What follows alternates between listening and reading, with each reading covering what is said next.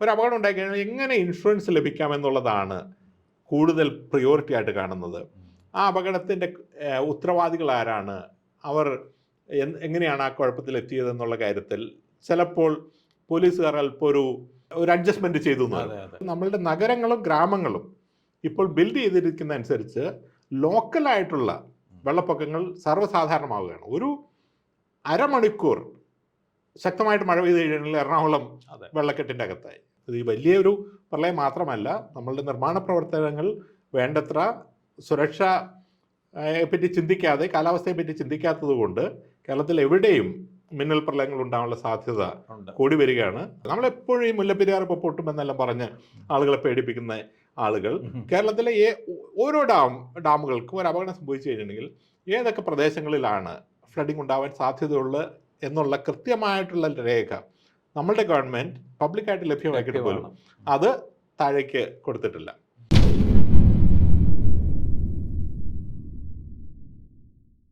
ഈ അപകടങ്ങളുടെയൊക്കെ പശ്ചാത്തലത്തിൽ നമ്മൾ ചെയ്യേണ്ട മറ്റൊരു പ്രധാനപ്പെട്ട, അല്ലെങ്കിൽ നമുക്ക് പ്രതീക്ഷ നൽകുന്ന ഒരു സംഗതി ഈ അപകട ഇൻഷുറൻസുകളുടെ ഒരു ഇതാണ്. അപ്പോൾ പലരും പറയുന്നത് വീടുകൾ ഇൻഷുർ ചെയ്യണം, ഫയറിന് എതിരായിട്ട് ഇൻഷുർ ചെയ്യണം. അപ്പോൾ പലരും ഇതൊരു ഇൻഷുറൻസ് ഏജന്റുമാരുടെ ഒരു അമിതാവേശം കാരണം ഉള്ളതാണ് എന്നുള്ള മട്ടിലാണ് പലരും സ്വീകരിക്കുന്നത്. അതെത്ര പ്രധാനമാണ്? അത് ഫലപ്രദമായി നടപ്പാക്കാൻ കേരളത്തിലോ അല്ലെങ്കിൽ ഇന്ത്യയിലോ കഴിയുന്നു? നമ്മൾ ഇൻഷുറൻസിനെ നമ്മളുടെ സിനിമക്കാരൊക്കെ പിക്ചറൈസ് ചെയ്തുകൊണ്ടാവാം ഇൻഷുറൻസ് ഏജന്റുമാരുടെ ആവശ്യം എന്നുള്ള തരത്തിലാണ് കാണുന്നത്. അത് തീർച്ചയായിട്ടും തെറ്റാണ്. നമ്മൾക്ക് എല്ലാവർക്കും പല തരത്തിലുള്ള ഇൻഷുറൻസുകളുടെ ആവശ്യമുണ്ട്. ലൈഫ് ഇൻഷുറൻസിൻ്റെ ആവശ്യമുണ്ട്, ഹെൽത്ത് ഇൻഷുറൻസിൻ്റെ ആവശ്യമുണ്ട്, അപകട സുരക്ഷയ്ക്കുള്ള ഇൻഷുറൻസിൻ്റെ ആവശ്യമുണ്ട്. അത് എല്ലാ ആളുകൾക്കും ഉണ്ടാകേണ്ടതാണ്. ഇപ്പോൾ ഫ്ലഡിൻ്റെ കോണ്ടെക്സ്റ്റിൽ, ഫയറിൻ്റെ കോണ്ടെക്സ്റ്റിൽ വീടുകൾക്കെല്ലാം ഇൻഷുറൻസ് ഉണ്ടാകേണ്ട ഒരു ആവശ്യകതയുണ്ട്. നമ്മുടെ ഇൻഷുറൻസ് പെനിട്രേഷൻ, ഈ പ്രോപ്പർട്ടി ഇൻഷുറൻസ് ഒക്കെ 10% താഴെയാണ് എന്നാണ് പറയുന്നത്. ലൈഫ് ഇൻഷുറൻസ് എത്ര പേർക്കുണ്ടെന്ന് അറിയില്ല, പക്ഷേ ഡെഫിനറ്റ്ലി പ്രോബ്ലി ലെസ് ദാൻ 50% ആളുകൾക്ക് ഇന്നും ലൈഫ് ഇൻഷുറൻസ് ഉള്ളൂ. Health insurance probably when less than that. പക്ഷേ ഇൻഷുറൻസുമായിട്ട് ബന്ധപ്പെട്ട് വേറെ ഒരു പ്രശ്നമുണ്ട്. നല്ലൊരു അപകടം ഉണ്ടായിക്കഴിഞ്ഞിട്ടുണ്ടെങ്കിൽ, പ്രത്യേകിച്ചും റോഡ് അപകടം ഉണ്ടായിക്കഴിഞ്ഞിട്ടുണ്ടെങ്കിൽ, ആ അപകടത്തിൻ്റെ എല്ലാം ഇപ്പോൾ എസ്റ്റാബ്ലിഷ്ഡ് ആയിട്ടുള്ള ഒരു പ്രൊസീജിയറുള്ളൂ. മോട്ടോർ ആക്സിഡൻറ്റ് ക്ലെയിംസ് ട്രിബ്യൂണലും അത് അസോസിയേറ്റഡ് ആയിട്ടുള്ള ഒരു ആർക്കിടെക്ചറും ഉണ്ട്. ഈ ആംബുലൻസ് ചേസിംഗ് എന്ന് പറയുന്ന പോലെ ഒരു അപകടം ഉണ്ടായിക്കഴിഞ്ഞാൽ ഇവരുടെ സംഘം വരിക തുടങ്ങിയ കാര്യങ്ങളൊക്കെ ഉണ്ട്. പക്ഷേ എൻ്റെ ഒരു ദൂഷ്യവശം എന്ന് പറയുന്നത്, ഒരു അപകടം ഉണ്ടായിക്കഴിഞ്ഞാൽ എങ്ങനെ ഇൻഷുറൻസ് ലഭിക്കാമെന്നുള്ളതാണ് കൂടുതൽ പ്രിയോറിറ്റി ആയിട്ട് കാണുന്നത്. ആ അപകടത്തിൻ്റെ ഉത്തരവാദികൾ ആരാണ്, അവർ എങ്ങനെയാണ് ആ കുഴപ്പത്തിൽ എത്തിയതെന്നുള്ള കാര്യത്തിൽ ചിലപ്പോൾ പോലീസുകാർ അല്പം ഒരു അഡ്ജസ്റ്റ്മെൻറ്റ് ചെയ്തു. ഫോർ എക്സാമ്പിൾ, 18 വയസ്സിന് താഴെയുള്ള കുട്ടി, ലൈസൻസ് ഇല്ലാത്തൊരു കുട്ടി ആയിരിക്കും വണ്ടി ഓടിച്ചത്. അങ്ങനെ നമ്മൾ പ്രസന്റ് ചെയ്ത് കഴിഞ്ഞിട്ടുണ്ടെങ്കിൽ കുട്ടിക്ക് കുഴപ്പമാവും, ലൈസൻസ് ഇൻഷുറൻസ് ചിലപ്പോൾ കിട്ടിയെന്ന് വരില്ല. അപ്പോൾ അഫക്ട് ചെയ്ത ആൾക്കും കുഴപ്പമാവും. വയസ്സൊന്ന് മാറ്റി. അതെ, അപ്പോൾ അല്ല, വയസ്സ് മാറ്റിയല്ല, ഈ കുട്ടിയല്ല ഓടിച്ചത്, അച്ഛനാണ് ഓടിച്ചെന്ന് പറയാം. അപ്പോൾ ഈ കുട്ടികൾ ഓടിച്ചിട്ട് എത്ര അപകടം ഉണ്ടായി എന്നുള്ള കണക്ക് പുറത്തു വരുന്നില്ല. ഈ കുട്ടിക്ക് അതിൻ്റെ ഒരു കോൺസിക്വൻസ് ഉണ്ടാകുന്നില്ല. അപ്പോൾ ഇവർ കാര്യം ചെയ്യുന്ന നല്ല ഇൻറ്റൻറ്റ് കൊണ്ടാണെങ്കിൽ പോലും അത് സമൂഹത്തിൻ്റെ ലോങ് ടേം ആയിട്ടുള്ള സുരക്ഷയ്ക്ക് അത് ബുദ്ധിമുട്ടായിട്ട് വരികയാണ്. On one side clearly we should have insurance. മദ്യപാനത്തിൻ്റെ കാര്യത്തിലും അതേ ബുദ്ധിമുട്ടുണ്ട്. ഞാൻ മനസ്സിലാക്കുന്നത്, ഒരു മദ്യപിച്ച ഒരു അപകടം ഉണ്ടായി, ഒരു മരണം സംഭവിച്ചു കഴിഞ്ഞിട്ടുണ്ടെങ്കിൽ, പ്രത്യേകിച്ച് മരിച്ചയാൾ ഡ്രൈവ് ചെയ്ത ആളാണെങ്കിൽ ആ ആൾ മദ്യപിച്ചിരുന്നോ എന്നുള്ള കാര്യം വെരിഫൈ ചെയ്യാറില്ല. കാരണം അങ്ങനെ വെരിഫൈ ചെയ്ത് കഴിഞ്ഞിട്ടുണ്ടെങ്കിൽ അയാൾ മദ്യപിച്ചിട്ടുണ്ടെങ്കിൽ അയാൾക്ക് ഇൻഷുറൻസ് കിട്ടിയെന്ന് വരില്ല. അപ്പോൾ പോലീസുകാർ വിചാരിക്കും പാവം എന്തിനാണ് അയാളുടെ കാര്യം കുഴപ്പത്തിലാക്കുന്നത്. അതുകൊണ്ട് നമ്മുടെ സ്റ്റാറ്റിസ്റ്റിക്സ് കംപ്ലീറ്റ് സ്ക്യൂഡ് ആവും. അത് ലോങ് ടൈം ആയിട്ട് സമൂഹത്തിന് നഷ്ടമാണ് ഉണ്ടാക്കുന്നത്. അപ്പോൾ ഇൻഷുറൻസ് തീർച്ചയായിട്ടും വേണം, പക്ഷെ ഇൻഷുറൻസിൻ്റെ പേരിൽ ഇതുപോലെ നടക്കുന്ന അഡ്ജസ്റ്റ്മെൻറ്റുകൾ തീർച്ചയായിട്ടും ഒഴിവാക്കണം. മുരളി, ഈ ഏറ്റവും പ്രധാനപ്പെട്ട ഒരു മുന്നറിയിപ്പ് നൽകിയത് നമ്മുടെ പ്രളയം സംബന്ധിച്ചായിരുന്നു. 2018 പ്രളയത്തിന് മുമ്പ് തന്നെ കേരളം പറഞ്ഞ പോലെ 99 വെള്ളപ്പൊക്കത്തിന് സമാനമായ ഒരു അപകടം ഉണ്ടാവാൻ സാധ്യതയുണ്ടെന്നും അന്നുണ്ടായ ഇടങ്ങളിൽ തന്നെ ഉണ്ടാവും എന്നൊക്കെ പ്രവചിച്ചത് ഏതാണ്ട് അതേപടിയാണ് നടന്നത്. ഇപ്പോൾ ഈ കഴിഞ്ഞ ദിവസം നടന്ന ഒരു പഠനത്തിൽ, CMFRI നടത്തിയ പഠനത്തിൽ ഇന്ത്യയിൽ ഈ സിവിയർലി ഫ്ലഡ് എഫക്റ്റഡ് ആവാനുള്ള സാധ്യതയുള്ള ഒരേ ഒരു സംസ്ഥാനം കേരളമാണെന്ന് പറയുന്നുണ്ട്, ഏറ്റവും വലിയ തോതിൽ. അതേസമയത്ത് ഹീറ്റ് വേവ്, പ്രളയം, ഇതൊക്കെ ഏറ്റവും പ്രളയമല്ല, ഹീറ്റ് വേവും സൈക്ലോണും ഒക്കെ അതിൻ്റെയൊക്കെ സാധ്യത ഏറ്റവും കുറവുള്ള സ്ഥലവും കേരളമാണെന്ന് നമ്മൾ ഇതുവരെ പറഞ്ഞത് ഈ നാച്ചുറൽ ആയിട്ടുള്ള അപകടങ്ങളെ കുറിച്ചല്ല. പക്ഷേ ആ അപകടത്തിന്റെ, ഈ പ്രളയത്തിൻ്റെതായ ഈ ഒരു പശ്ചാത്തലത്തിൽ നമുക്ക് 2 വർഷം കണ്ടിന്യൂസ് ആയിട്ട് വന്നു. ഇപ്പോഴും എപ്പോഴാണ് അത് ഉണ്ടാവുന്നത് എന്നുള്ള ഭയത്തിലാണ് കേരളം നടക്കും. ഇപ്പോഴത്തെ അവസ്ഥ നമ്മുടെ ഈ 2018 19 ശേഷമുള്ള ഒരു അവസ്ഥയിലാണെങ്കിൽ പോലും കേരളം ഇപ്പോഴും ആ കാര്യത്തിൽ ഒരു വലിയ അപകടത്തിന്റെ മുനമ്പിൽ തന്നെയാണ് എന്നുള്ളതല്ലേ ശരി? തീർച്ചയായിട്ടും. അൺഫോർച്ചുനേറ്റ്ലി അത് 2 കാരണങ്ങളാണ് സംഭവിക്കുന്നത്.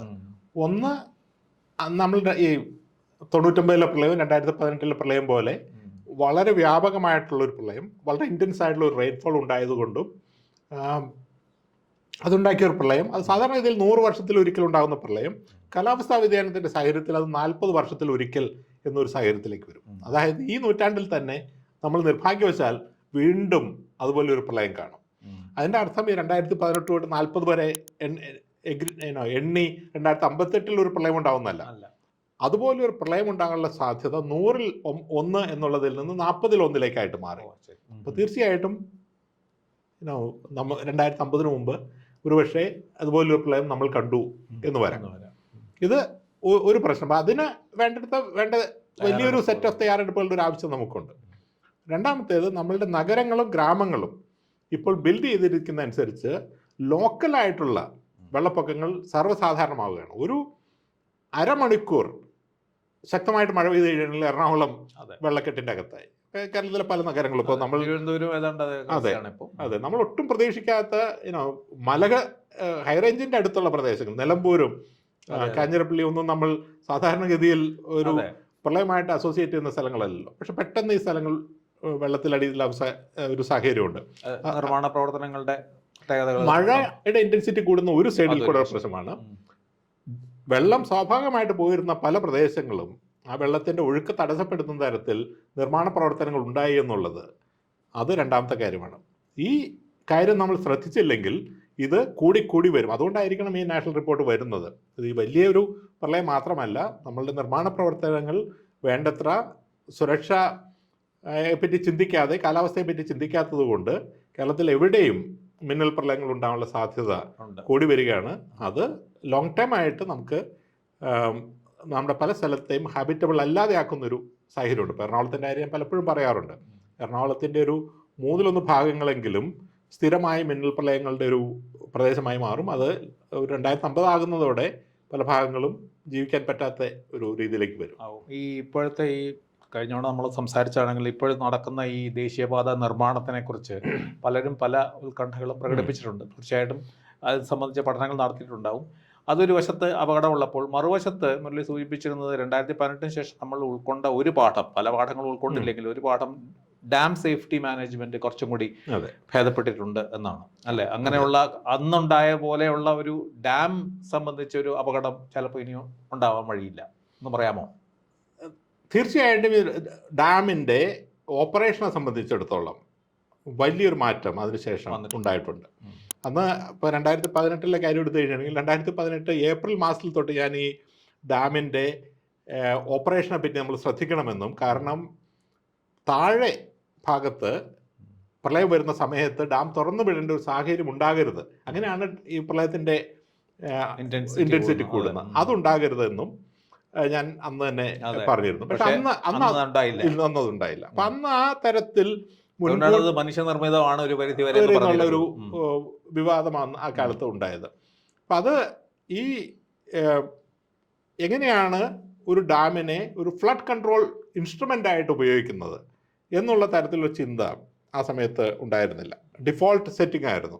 വെള്ളം വന്നു, പൊങ്ങി വന്നു, താഴെ വെള്ളം ഉണ്ടായിരുന്ന സമയത്ത് പുറത്തുനിന്ന് ഒഴുക്കി വിടേണ്ടി വന്നു എന്നുള്ളൊരു സാഹചര്യമാണ്.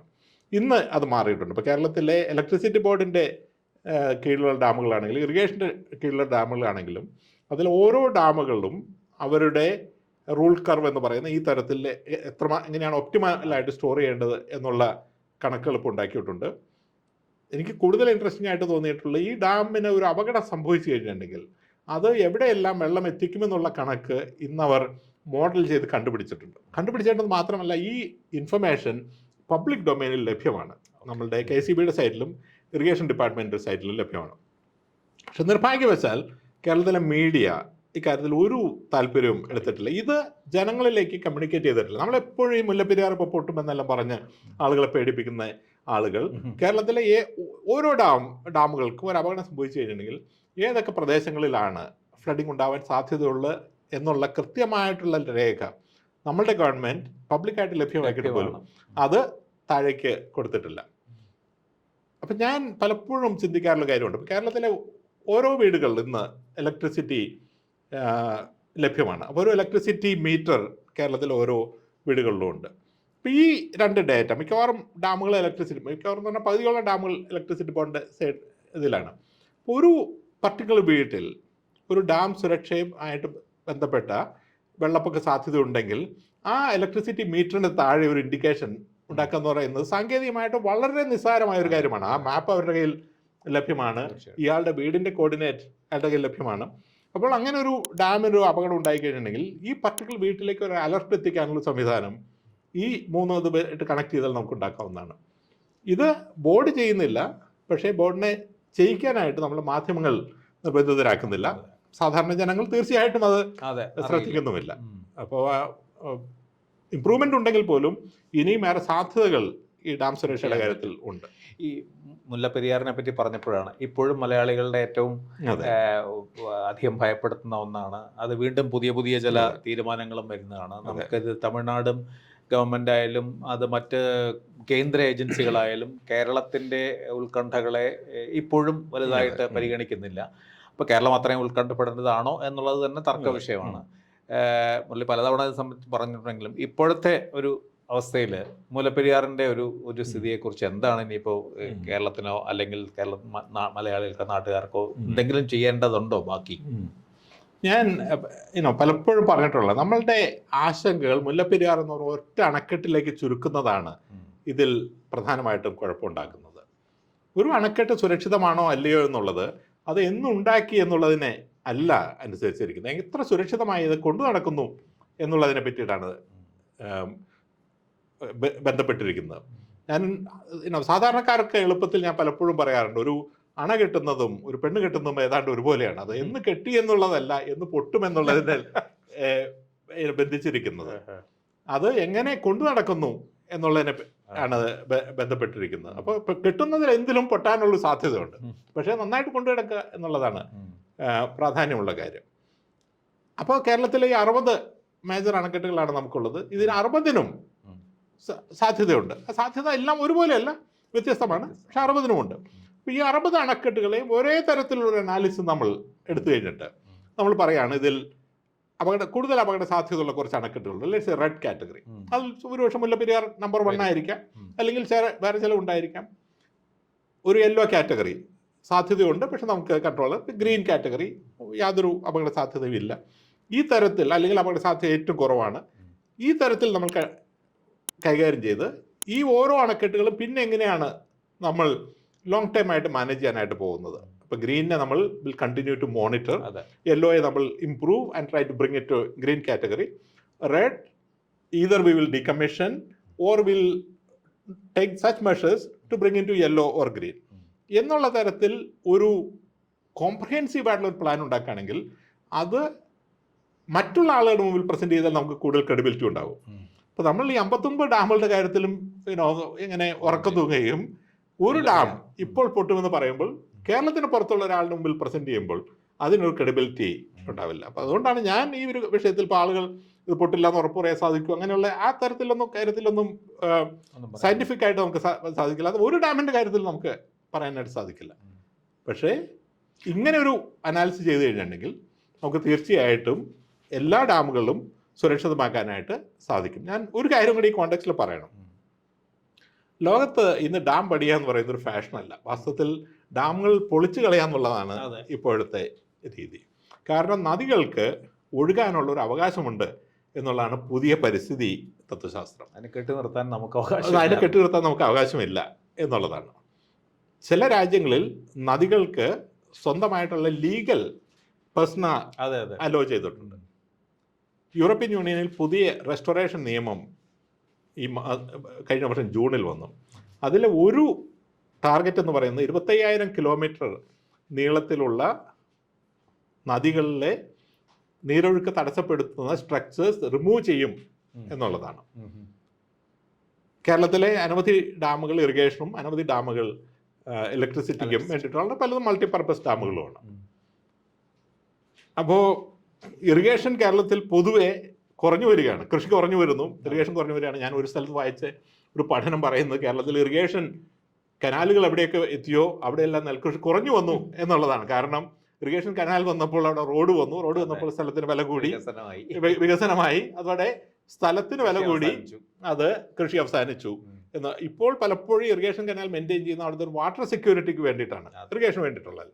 അപ്പോൾ ആ വാട്ടർ സെക്യൂരിറ്റിക്കുള്ള ഒപ്റ്റിമൽ ടൂൾ എന്ന് പറയുന്ന ഒരു ഡാം കനാൽ മെക്കാനിസം അല്ല.